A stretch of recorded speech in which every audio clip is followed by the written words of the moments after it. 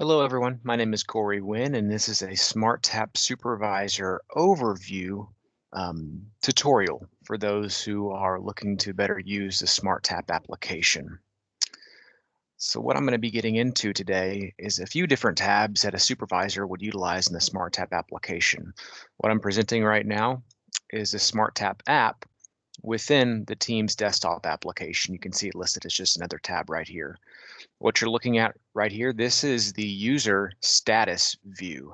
I can find the user status view by clicking on the status button and coming down to user status, and it will give me this information here. What you're looking at is all of the agents that this supervisor is monitoring. This doesn't have to be all the agents, but it could just be the ones in their department.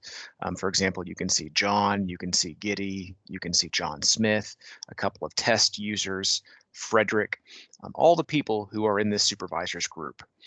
I can not only see them, but I can see their status. For example, Giddy is green. He's available to take a call. John is red. He is on a call and currently recording.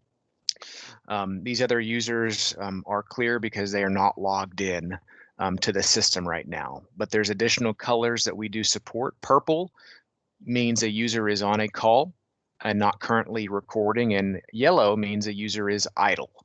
So you could not only filter by a user or a device, but you could also filter by a status. For example, if I wanted to see all red users, I could select all these colors and it will just give me the red users. If I wanted to see all available users or agents, I could select just the green button, but I would like to see all of them at the same time. Some of the other information you're getting from this screen is going to include overview information of the call, including start time of the call, how long has it been going on, what is the state currently recording, what's the media type. As a reminder, we do support voice, video, chat, and content share within Teams. This is just a voice call. I could click on this magnifying glass to get some more call details of the interaction. I could also choose to tag the call in real time if I'd like. Also, this headset button here gives the supervisor the ability to do a live monitor. This is a silent live monitor of the call going on. Both the agent and the customer would know the supervisor is listening in. It would be a silent monitor. All this information can be seen in two different views. This is the grid view, but you could also go to the list view. Same information, just in a different format. I prefer the grid view for my own personal preferences. And finally, you could also search for a specific user in the search bar up here just by typing their name, and it will give you the closest match or matches.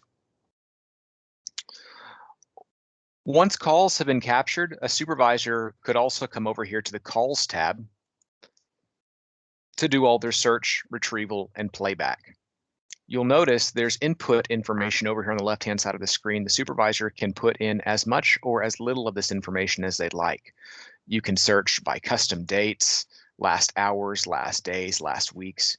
You can get very specific to a single minute or hour in time to be able to find a recording, or you can do more of a broad search over the last week's worth of calls, just depending on your preferences.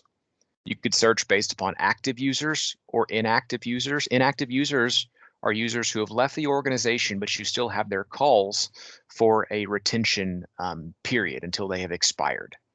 You could also search based upon groups such as help desk or IT or a certain service department. You could search by all users, or you could pick a few different users, just again, depending on your preference of information. We'll search for interactions off of Giddy. You could also search based on calling, called, or answered number if you had a specific phone number you wanted to search off of. And then finally, you could search off of tags. If you tag the call with specific information, such as maybe account number, customer ID, case ID, agent score, you could search for these unique identifiers based off of those values that you put in there.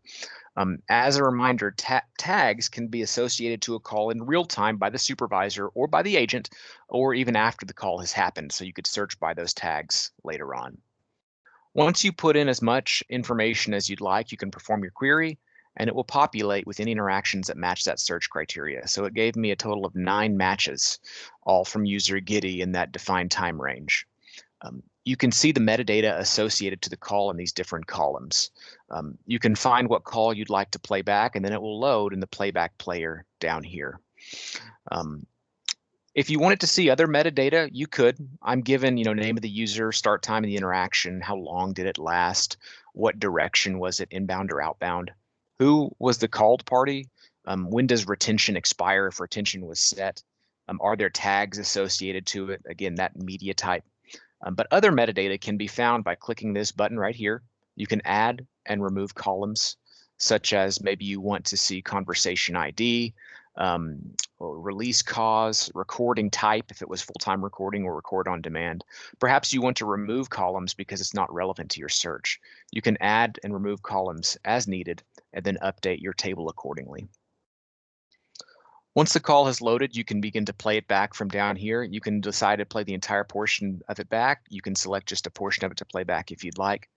You can adjust the playback speed or the volume also based upon your preferences. If you have the right permissions, you could also download the call. You could get it in a WAV, MP3, or WebM format. Again, you have to have the right permissions in order to do this, and that can be given to you by the administrator. If you wanted to email this recording on, you could as well. This requires a certain level of permissions as well. You could select 2 and carbon copy or blind carbon copy anyone else you'd like to, as well as attach another note into the thread of the email. If you wanted to save this search as a favorite search where it could be found down here, you could by clicking on this magnifying glass with a plus next to it.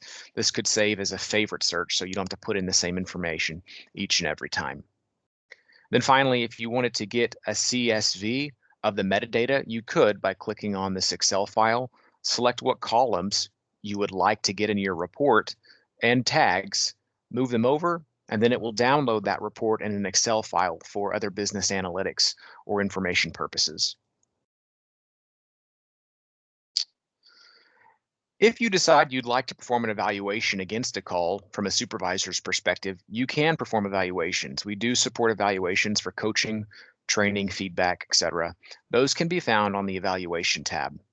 You would select evaluation, then you could see your evaluation forms. If you would like to add another form, for example, you could here by adding a new form, give it a name and a description, and put in the Q&A information below. We'll get more into that in another video. But you could also perform an evaluation, review historical evaluations, or get a report of information. So on performing an evaluation, you could see all the pre-built forms that you have so far. Select which one you'd like to perform an evaluation against. Select the user you'd like to perform an evaluation against, as well as the time range for the evaluation. We'll go back and get the last 2 weeks. Do a search, and it will populate with all interactions for that user. Then you would find one that has a new next to it and select that as an evaluation. It will load the audio file up here in the top hand part of the screen, and it will give you the question and answers down here below. You notice the question and answers are broken up into sections as you typically would want an evaluation to be. We've got the introduction section, problem identification, and closing. So as the media plays back and you're listening to it, you could come through and answer the questions such as, did the agent use the expected opening greeting? Yes, partial, no. These are all definable by you. Did the agent verify and update customer information? Yes or no? How attentive was the agent with the customer? Fair. We're going to add some notes. Agent seemed distracted. How well did the agent communicate at an understandable rate and sound positive? Again, 7. Agent needs to slow down. How well did the agent seem to empathize with the customer? They did a pretty good job on this. We'll do very good. How well did the agent use probing questions to identify the problem? Excellent. Did the agent review the call and the customer's approval of resolution? Yes or no? Did the agent ask if there's anything else they could help them with? Again, yes or no? And did they thank them for their business? Yes or no? You can get yes or no answers. You can get excellent, very good, good, fair, poor, a numeric sliding scale. Again, very customizable by you depending on the preferences you're seeking. Once you put in all the information you care about, you can either save this as a draft or save it as final. We'll save it as final. And this can then be reviewed with Giddy on his weekly or monthly catch-up call, or it could be saved in a repository as an example of a really good call or a call that needs some work. To pull those evaluations historically, you can go to Review Evaluations and see all the ones that have been filled out thus far. Here's the one that we just finished. You can search by form name, by description, who was the evaluee or the evaluator, the status of it, and then go back to actually view that report or that evaluation. If you wanted to get a report off of a specific user, you could. You just select what form do you want to perform it. Do you want to get a report on? We'll do customer service. And what agent do we want to perform that report on? We'll select Giddy, and it will get all the evaluations that have been performed by Giddy over his time within the system. Create report, and it'll give me summary information, and I could download the report to get even more granular information as needed. So the number of evaluations that have been performed, his average score per section. If I want to get a little bit more information in forms of granularity on the reports, I could by getting average or all and then downloading that report here. Those are the three main tabs that the supervisor will be in from a SmartTAP perspective. Again, we have the evaluation tabs, the calls tabs, and then the user status tabs. Check out some of our other videos if you would like to see an administrative view from a SmartTAP perspective or an agent view from a SmartTAP perspective in terms of triggering recordings if they've been given that permission. My name is Corey Wynn, and I appreciate your time today. Thank you.